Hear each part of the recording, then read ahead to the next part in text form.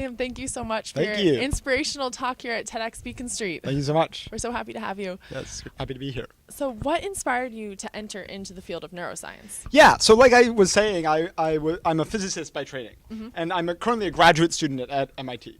And essentially what just happened was that as I was wrapping up my, my undergrad degree in physics, I was thinking about what areas of research I wanted to go into, and I just had this feeling that there weren't that many very open problems in physics to study. I mean, if you look outside at any physical phenomenon basically that you can see, we can give not a totally complete description of how it works, but a pretty complete description, right? Like, for most of the physical phenomena that we observe.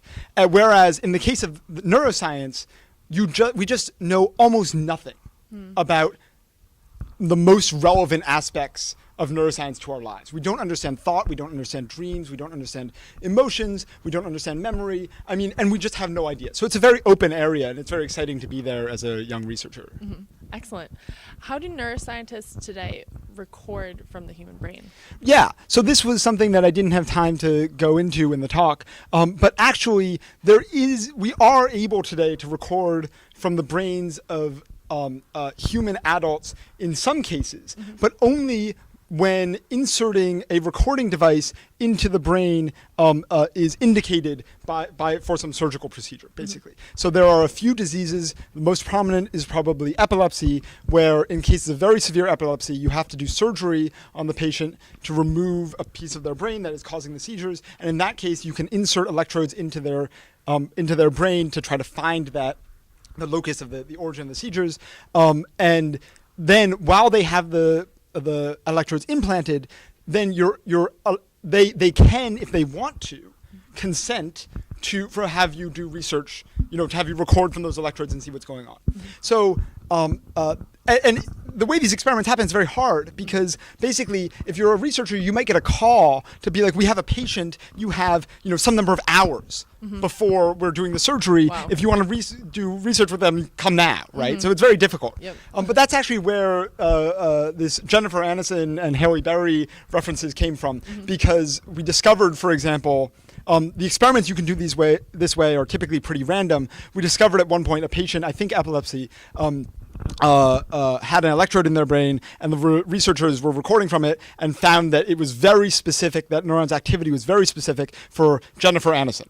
And so that's now known as the Jennifer Aniston neuron. So that's the kind of thing that if we were able to record from humans more systematically, that we would be able to actually figure out what's going on with that. Because obviously you can't find a Jennifer Aniston neuron in a mouse, right? And so that's like, we would like to understand with the Jennifer Aniston neuron, there's also a Halle Berry neuron, what's going on with those? How do they work, right? I mean, are they involved in memory? Are they involved in conceptualization? I don't know, whatever. We have no way of studying that, because you just random, there's one patient, you can figure out what the neuron's doing, you can't really design an experiment, so it's very, we're very restricted. But that's essentially how it happens today. It's in patients who have brain disorders, who need electrodes for surgery. So what are your biggest takeaways that you would love for your audience to receive from your talk? Yeah, so there are essentially, I think about the talk as having two different audiences. For the general audience, I just want people to sort of understand that this is the reason why we have so much trouble developing new therapies for diseases like Alzheimer's or depression or autism. I mean, autism in particular, there's simply no mouse model for autism, because, I mean, there's no good mouse model for autism. Because autism is like a social disorder, basically, and mice are not social in the same way that humans are, so you just can't do it. And so the reason that we have so much trouble developing therapies for these diseases is just that we don't have a good testing ground for them, right? I mean, the models that we come up with are not necessarily representative of the human disease. So that's the first thing. The other thing that the general public, I would like for them to take away, I mean, I think that at some point, brain-computer interfaces will happen. I think it makes some sense from a technological perspective, and I don't think people need to be afraid of that. essentially. It's something that, I mean, I understand it's scary. There are ethical problems. There are, you worry about your brain getting hacked. I think that we're going to be able to solve those problems. It's going to be okay.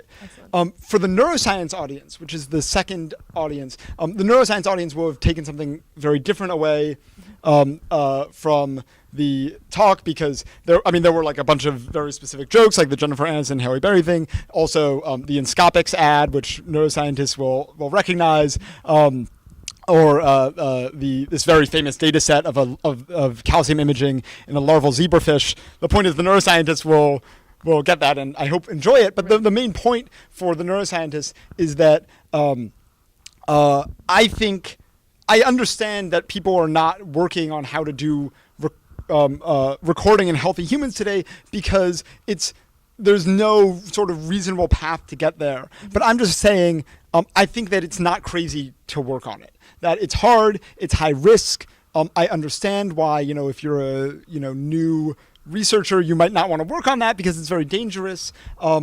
But that we do at some point need to do it. I mean, like, if we were able to record from the brains of humans, we would be making progress in neuroscience in a way that we are not right now in mice. And so we do need to do it. I think it's not crazy, and that is the main takeaway for the neuroscience community. Fantastic. Sam, thank you so much. Yeah, great. Thank you so much.